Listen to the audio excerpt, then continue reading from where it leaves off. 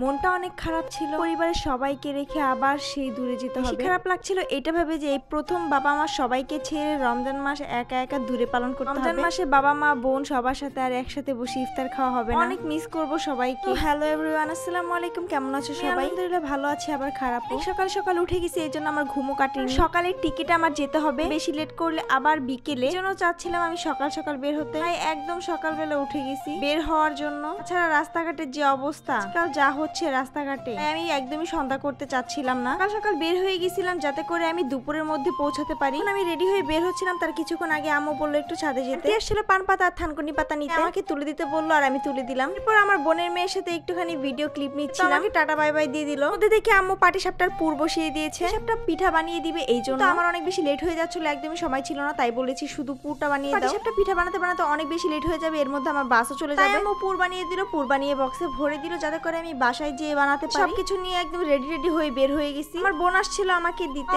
কিছুক্ষণ বসে থাকার পরে আমাদের বাস চলে আসলো। আর এই বাসে ওঠার পরে আমার সবচেয়ে বেশি মন খারাপ হয় যখন বাসটা ছেড়ে দেয়। শুধু মনের মধ্যে একটা জিনিসই কাজ করে, এই যে বাড়ি থেকে দূরে চলে যাচ্ছে। এই যে ছোটখাটো মন খারাপ বা খারাপ লাগে, এটা কোনোভাবে এক্সপ্লেন করা পসিবল না। মাত্র যারা পরিবার ছাড়া, বাবা মা ভাই বোন ছাড়া অনেক দূরে থাকে তারা এটার অনুভূতি বুঝে। বিশেষ করে যারা প্রবাসী আছে তারা তো এটা হারে হারে টের পায়। প্রবাসীদের সবচেয়ে বেশি কষ্ট, কারণ তারা হুটহাট চাইলে আসতে পারে না। চাইলে যে কোনো সময় আসতে পারি, যেতে পারি। তো প্রবাসীরা কত কষ্ট করে পরিবারের হাসি ফুটানোর জন্য, পরিবারকে ভালো রাখার জন্য। যাই হোক, দেখতে দেখতে চলে আসলাম ফেরিতে। ফেরিতে অনেক বেশি লেট হয়েছে, জানি না কেন, কিন্তু অনেকক্ষণ বসে থাকতে হয়েছিল ফেরিতে। ফেরি পার হয়ে বাস একদম গন্তব্যের দিকে আগাতে শুরু করলো। আমি বাসায় চলে আসলাম। তো ভাই রে ভাই, আমার কান একদম ঝালাপালা হয়ে গেছে, আমার মাথাটা একদম ব্যথা করতেছিল। বাসে আমার সাথে একটা আন্টি বসছিল। ভাই রে ভাই, আন্টির গল্প শুনতে শুনতে আমার মাথাটা একদম হ্যাং হয়ে গেছে। আমি তো শুধু ভাবছিলাম কতক্ষণে পৌঁছাবো আর এই ঝামেলা থেকে মুক্তি পাবো। কারণ সম্পূর্ণ রাস্তা বকবক করতে করতে আসছে, একটু রেস্ট দেয় নাই। তার উপরে রোজা ছিল, রোজা থাকা অবস্থায় গাড়ি জার্নি, তার উপরে এত কথা ভালো লাগছে। আসার পরে ইফতারি আর সেহরি রেডি করছিলাম। ছোলা ডাল টাল সবকিছু সিদ্ধ করে বেটে বুটে রেডি করে ফেলছি। সেহরির জন্য কিছু রান্না বাড়া করবো। সেহরির জন্য আমি মুরগির মাংস আর গরুর মাংস রান্না করেছি। মাংস হতে হতে এর মধ্যে আমি বুট সিদ্ধ দিয়ে দিয়েছি কুকারে। ইফতারির সময় মুড়ি মাখা খেতে মজাই লাগে। এটা বানাতে গিয়ে বা এটার প্রসেস যে এত লং আর এত কষ্ট হয় এত কিছু বানাতে, তো আমরা কোনোভাবে বুঝতেই চাই না। বিশেষ করে ছেলে মানুষ তো আরো বুঝে না, তো 2 মিনিটে মুড়ি মাখা খেয়ে ফেলে। এগুলো বানাতে বানাতে যে আমাদের কোমরের হাড্ডি বেঁকা হয়ে যায় সেটার বুঝে না। ছোলা ভিজাও রে, ছোলা সিদ্ধ করো, ডাউল ভিজাও, ডাউল বাটো, আলু সিদ্ধ করো, আলু মাখাও, বেসন গুলো বেসন দিয়ে তারপরে সবকিছু একটা একটা করে ভাজো। চপ ভাজো, বেগুনি ভাজো, পেঁয়াজু ভাজো, বুট ভাজো। ছেলে মানুষ তো ভাবে এগুলো সব চুলার উপরে দিলে একা একাই হয়ে যায়, কোনো কষ্টই হয় না। তাছাড়া কাটাকাটিতে সব রয়েছে, কাটাকাটি বাটাবাটি ধোয়া ধুই সবকিছু তো বাকি রইলই। তারা ভাবে আমাদের কোনো কষ্টই হয় না, চুলার উপরে দিলে সবকিছু অটোমেটিক হয়ে যায়। তাদের দিয়ে যদি একটু কিছু রান্না করাতে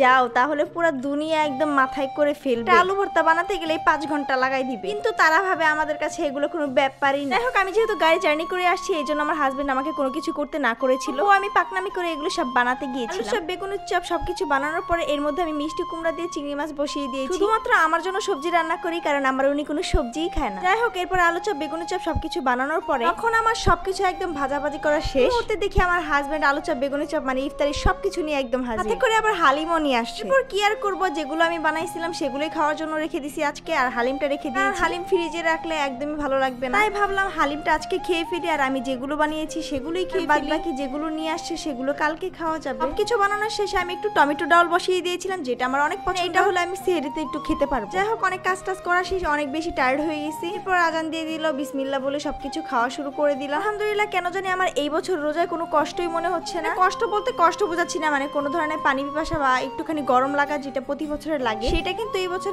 একদমই লাগছে না। ভাবে যেন দিন এমনিতেই কেটে যাচ্ছে আল্লাহর রহমতে। ইফতারি খোলার আগে তো আমি ভাবি যে ইফতারির পরে এটা খাবো, ওইটা খাবো, ওইটা খাবো, ওইটা খাবো, কিন্তু শরবত খাওয়ার পরে আমার পেটে একটু জায়গা থাকে না, সবকিছু জোর করে খাই। ইফতারি করার পরে হালিমটা খাচ্ছিলাম, আর হালিমটা এত বেশি মজা ছিল। অনেকদিন পরে বাহিরের কোনো হালিম আমার মন মতো হলো, মানে হালিমটা এত বেশি মজা ছিল বলার বাহিরে। খাওয়ার পরে আমার কাছে এত বেশি ভালো লেগেছে যে আমি বলে দিয়েছি পরবর্তীতে যাতে আবার এটা নিয়ে আসে। আজকের ভিডিওটা এই পর্যন্তই থাকলো। পরবর্তী ভিডিও দেখার জন্য অবশ্যই পেজে ফলো দিয়ে রাখবে, আর ইউটিউব থেকে দেখলে সাবস্ক্রাইব করে রাখবে। আজকের ভিডিওটা তোমাদের কাছে কেমন লাগলো এটা জানাবে। আল্লাহ হাফেজ, বাই বাই।